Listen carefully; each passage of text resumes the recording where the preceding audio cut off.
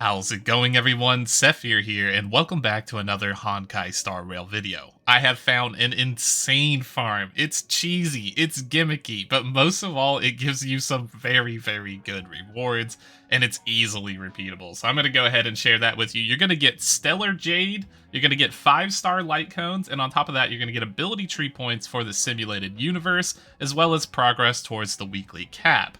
So how does this work? Let's go ahead and dive right in. We'll talk about what we're doing here. So first off, this is going to work on any world that you have. The higher world, the better, because you're going to get more points. So what it is essentially is we're starting the first level, we're doing a few special skips that's going to allow us to earn currency, and then we're ending the run and cashing out and maintaining that currency and some of the discoveries that we find. So the reason why this is awesome is because we can go through and find some of the blessings and some of the curios that we may not have found yet, and then cash in for rewards like Stellar Jade. This is especially good when trying to get the rewards from paths that you may not really want to use, like the healing path, so you can go through and collect all of these. So I'm going to go ahead and show you exactly how this works. So first off, I'm going to go to the highest world that I can go to.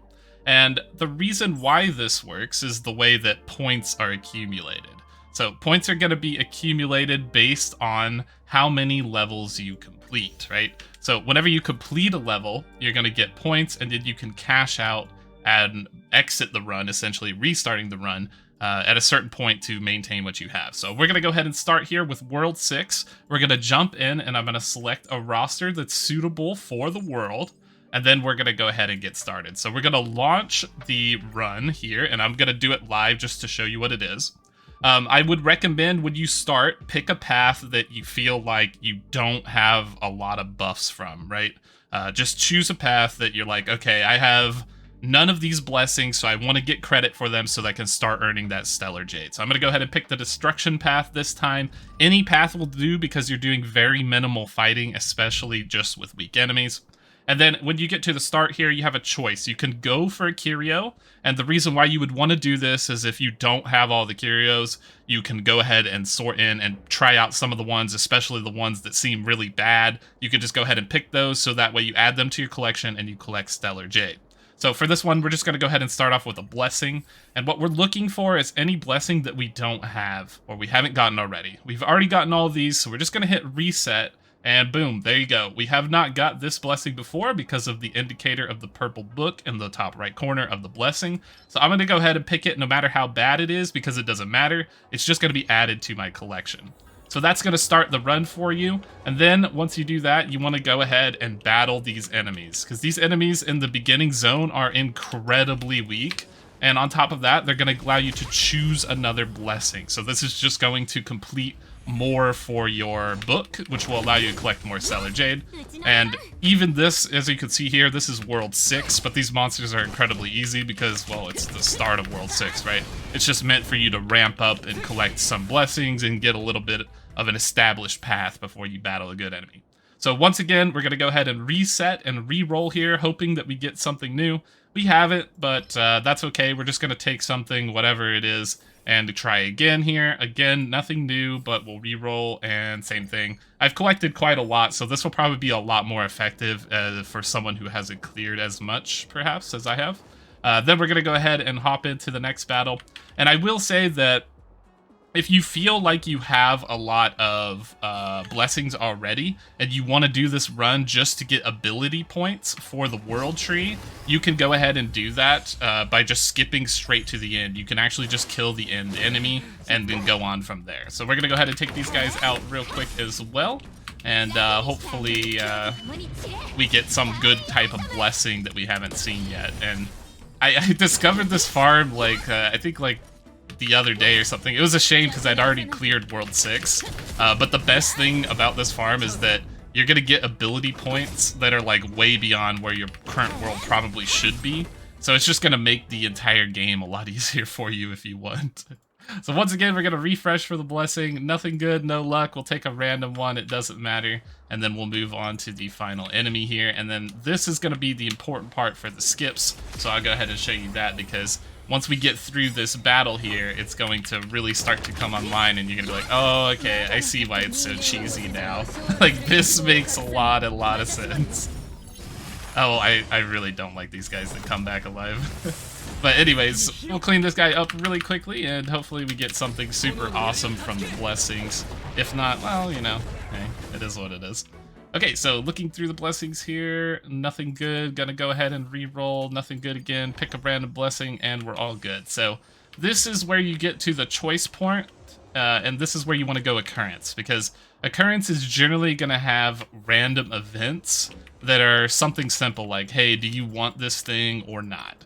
You can choose to take it, you can choose to not take it, especially if it's like, oh, hey, get a free blessing. You know, hey, why not? I might as well try to get a free blessing because maybe it's something I don't have yet, you know? So I'll go ahead and roll in there, and that's pretty much it. You just cash out after that.